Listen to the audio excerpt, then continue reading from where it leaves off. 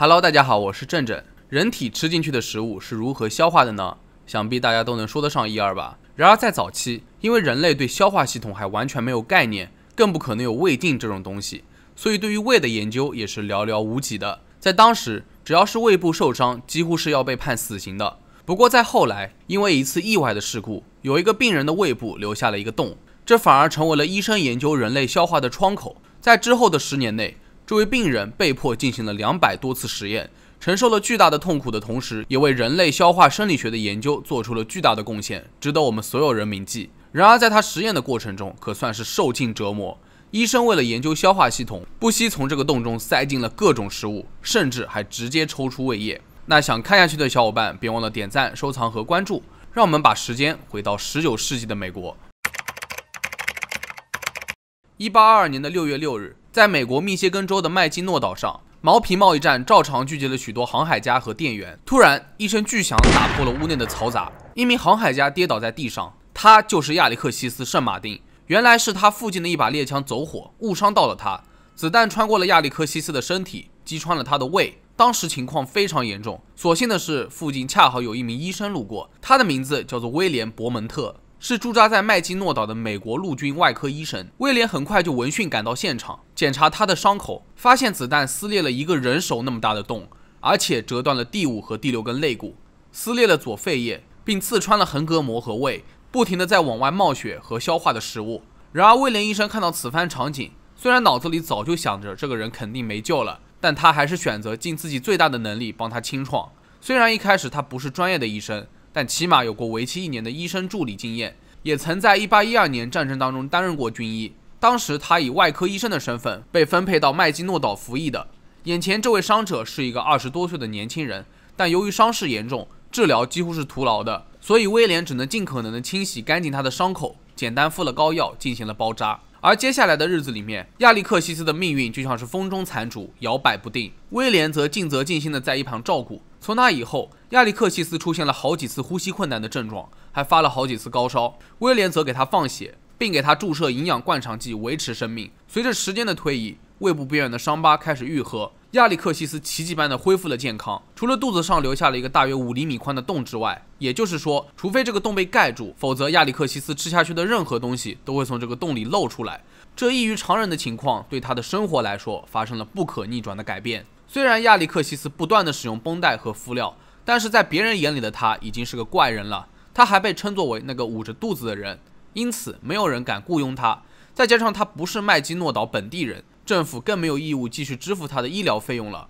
于是他们想把亚历克西斯送回老家蒙特利尔去，但是威廉医生第一个不答应，病人根本无法冒险坐船进行长途旅行，这意味着送死。于是他把亚历克西斯带回到自己的家中。其实除了医者仁心之外，威廉还有私心，因为这个洞对他来说无疑是一个研究胃部的好机会。亚历克西斯是再适合不过的实验对象了。就这样，亚历克西斯成为了威廉家的佣人，负责家中琐碎的家务活。毕竟是救命恩人，亚历克西斯也是相当感激威廉的救助。如果没有他，自己早就被死神收走了。因此亚历克西斯爽快地签下了一份劳动合同，但他不知道的是，上面还写着自己将无条件接受威廉安排在他胃部进行的各种生理或医学实验。很快威廉就开始进行了各种实验，他经常用勺子舀他胃部的食物，然后再用虹吸管吸出来。他还用绳子把食物挂在亚历克西斯的胃里面，过一段时间再拉出来看一看，了解胃部消化的过程。在1824年，威廉意识到这个病例为消化过程实验提供了一个极好的机会，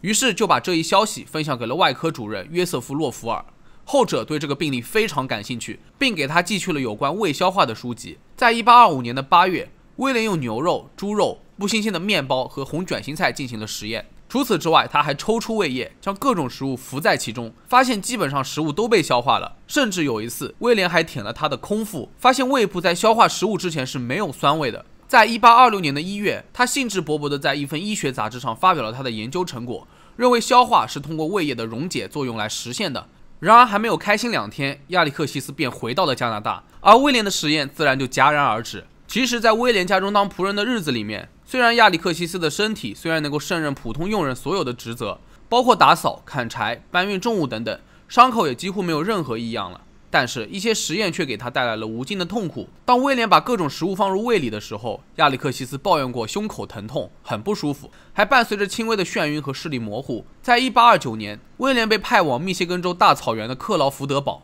无意间得知亚历克西斯就住在附近。威廉上门拜访，才知道他和家人的生活相当贫苦，于是又把他接了回去。从这一年的12月到1831年的4月期间，威廉又对亚历克西斯进行了56次实验，10年内总共进行了起码200多次实验。在1838年的时候，威廉整合了他对亚历克西斯的实验观察和记录，得出了51条关于消化的结论，还发表了胃液实验与观察和消化生理学的文章。在当时，威廉的许多想法都是相当革命性的。他确定蔬菜比肉类或者淀粉类食物更不容易被消化，牛奶是很容易被消化的，而且胃内的翻腾运动是有助于消化的。亚历克西斯的不良生活习惯也会经常引发胃炎，比如酗酒和暴饮暴食。总之，在当时，威廉对胃液的研究是处于全世界领先的地位。他的实验证实了胃液当中含有盐酸的理论，还进一步发现胃液是由胃壁分泌出来的物质，而不是食物发酵的。但是如果亚历克西斯不在了，那这项工作就不可能继续下去了。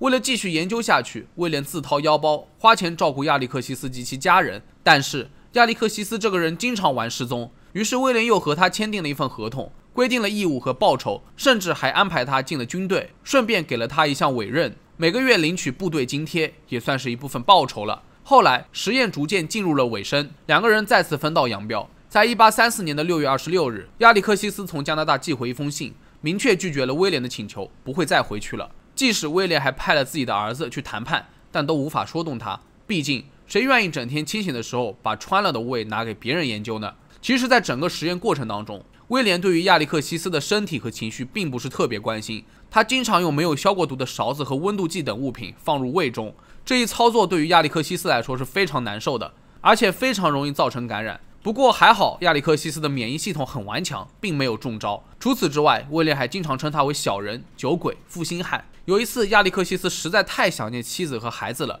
于是就擅作主张回了趟加拿大。没想到威廉勃然大怒，认为他是在潜逃。事到如今，已经过去200多年了。如果单单从威廉个人来看，他确实为人类医学做出了很大的贡献，还被誉为了胃生理学之父。他不是什么专业医生出身，并没有接受过系统的医学培训，却取得了如此大的成就，确实让人钦佩。在所有人都担心亚历克西斯肚子上有一个洞，威廉却有一种与生俱来的敏锐力和求知欲，抓住机会，坚持不懈地研究下去。试想一下，如果当时亚历克西斯没有在麦基诺岛上停留，如果枪支没有走火，并且威廉没有出现在附近，那他们也不会相遇，不会发生这一系列的阴差阳错事件。所以他们的故事从一开始就注定了不平凡。然而他们之间扭曲的关系也一直是遭人诟病的，这种算什么雇佣关系呢？根本就不合理。但是亚历克西斯很需要钱，而威廉又迫切希望进行研究，彼此只能勉强合作。起初威廉还承诺自己会想办法缝合他的胃，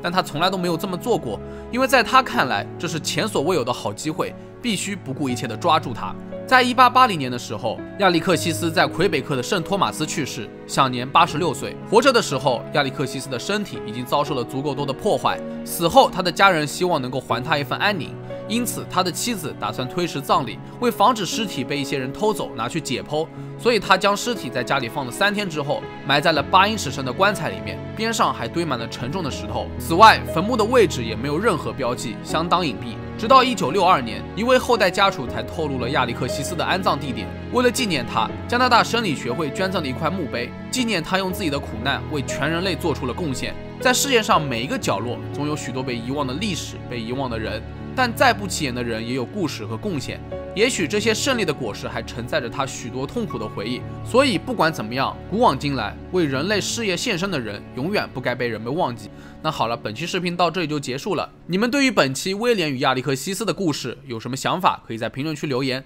那如果你们觉得本期视频做的还可以的话，也别忘了点赞、收藏、加关注。我是正正，那咱们下个视频再见吧。